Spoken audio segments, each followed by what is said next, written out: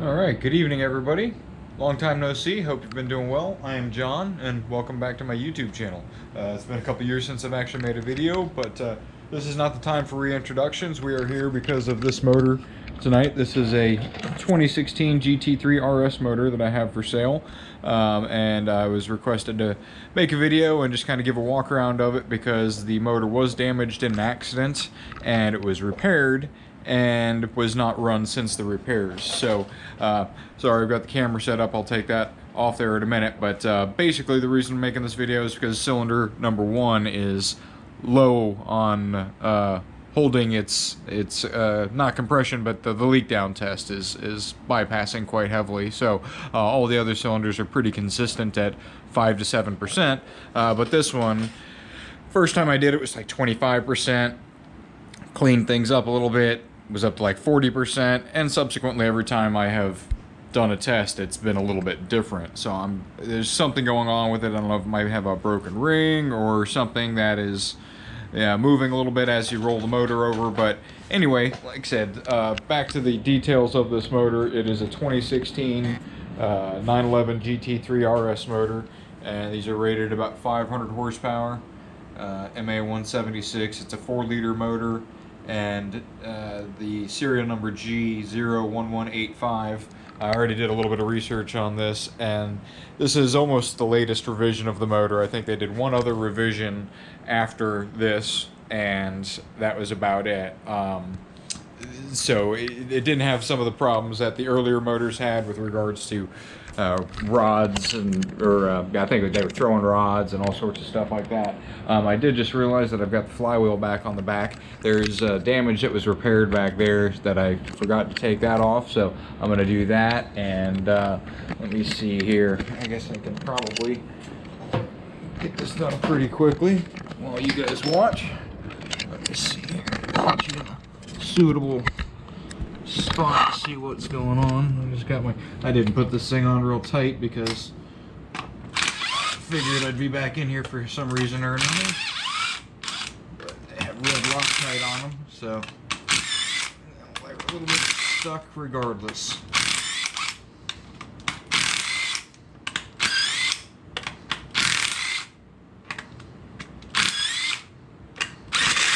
Oh, that one's in my hand. All right. So, work that off the dowel.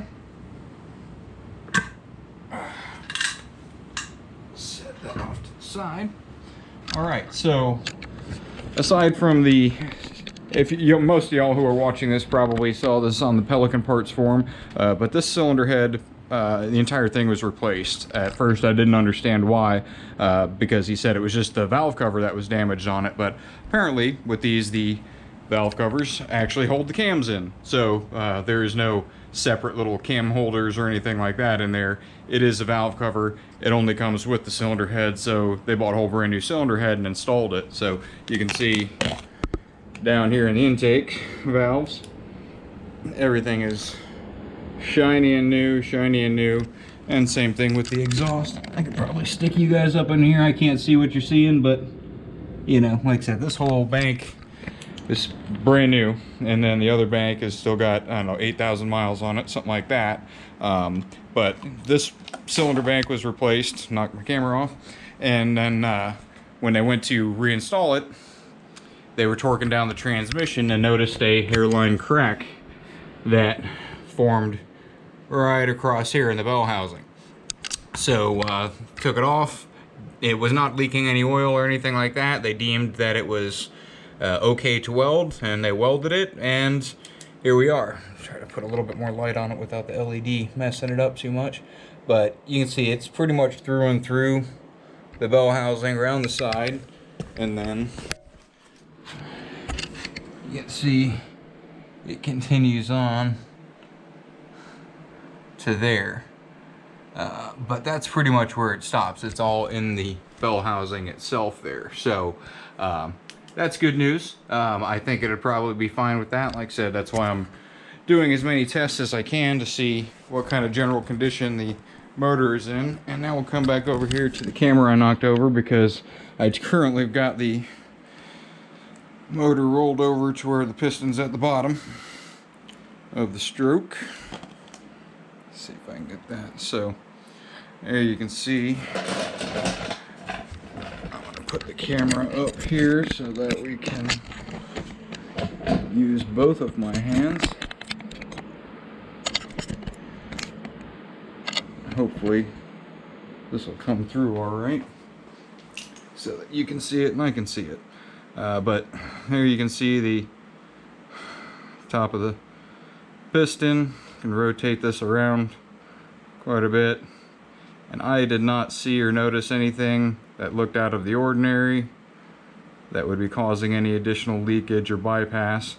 And I can change the camera view here to the side camera, because this cheap $80 borescope is awesome like that. Thank you, Amazon. So you can see there, valves are open right now. It's the threads from the spark plug. So intake valves open. This is the top of the cylinder here, and I will just roll this around, or roll it so you can see the whole center of it. So there might be a little bit, I mean, I wouldn't say that's bore scoring. I mean, just a little bit of few marks on there. Maybe it is. I'm not that familiar with these new motors, so maybe that is detrimental enough to cause a poor leak down. I'm unsure, but that's probably the only thing I've seen in there. A little mark there. But again, this is the pistons at the very bottom of the stroke. That's about all I can rotate it. Got to come back the other way. There's the stuff. Rotate it around. So like I said, some light marks on the side of the cylinder, but nothing I would say is an issue, not in my experience. So anyway, that's that. I'll get this out of here and show you what the leak down test has been netting me, because like I said, the first time I did this, leaked down 25%, and then subsequently it leaked down 40% after I cleaned it. So let's see here, I'm gonna go ahead and get that in the cylinder, and I've just barely rolled it off top dead center, so I need to bring this guy around.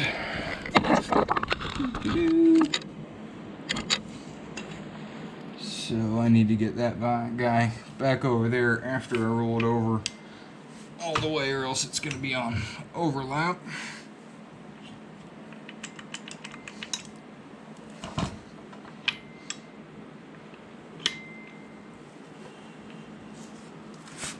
So that would have been number 4.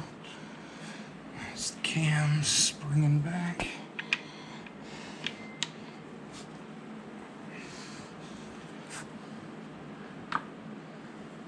Should spring a little bit again here in a second, but we're close to where we need to be. So spring, getting the lock pin out here, and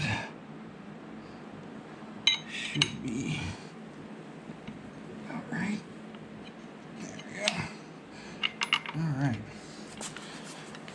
so we got it locked in on number 1. I'm gonna get my air, cranked up the air. We got 175 PSI available to us, so go ahead and get this cranked up. Yeah, it's gonna be more than enough. But like I said, it'll take 120 PSI with the leakage that it was doing, so let's see if I can get you guys set up here in a decent manner so that you can see what's going on. Alright. So, here we go. So, like I said, so far I've experienced anything from 25 to 40 PSI, or 40% leak down. And, make sure that we can see this. And just worth noting, so I'm keeping the tape down on here on the intake valves to number 1, and we'll see if anything notable comes flapping by there. But certainly with the way I've got these two ports taped up on the breather, you will hear air coming out from those. So like I said, that's why it seems to be bypassing the piston itself. So really at this point, got everything set up. So let's see what chase, get the chase on and see what happens. So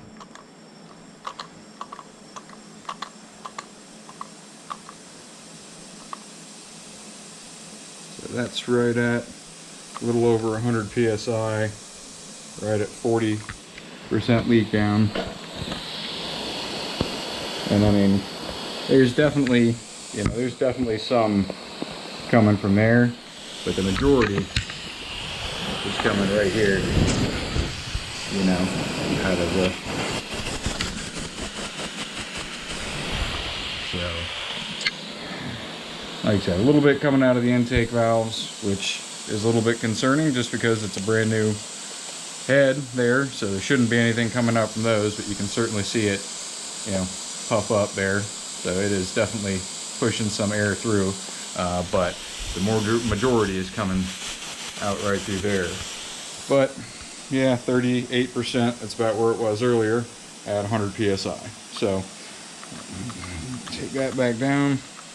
And like I said, I did have some varying results when I rolled it over last time, but I had sprayed some WD-40 in there, which again, I know is not the best stuff to be spraying in there, but I will go ahead just for giggles and roll this sucker over one more time and just see if anything changes, because it has been pretty consistent at the, you know, 38% number there.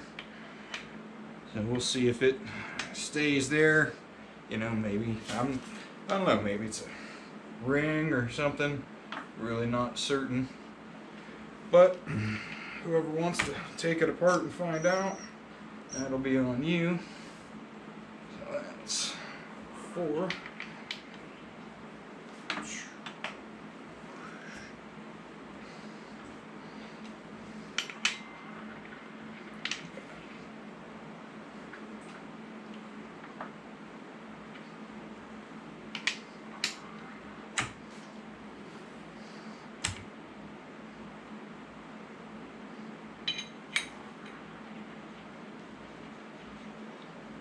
It's funny, you can hear all the other cylinders gurgling a little bit because it's got the tape and stuff on there. Alright, so like I said, rolled it over just to see if there'd be any difference in our readings, which I doubt at this point, but let's see.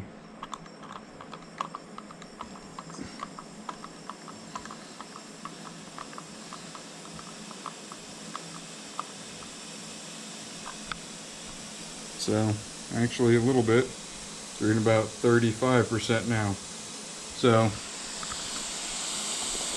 again, a little bit still through there, but that's where the majority of it is. So whatever you guys think, I don't know, but it is what it is. So thanks for watching. Sorry the video's taking so long, but if you got any other questions, let me know. Thanks.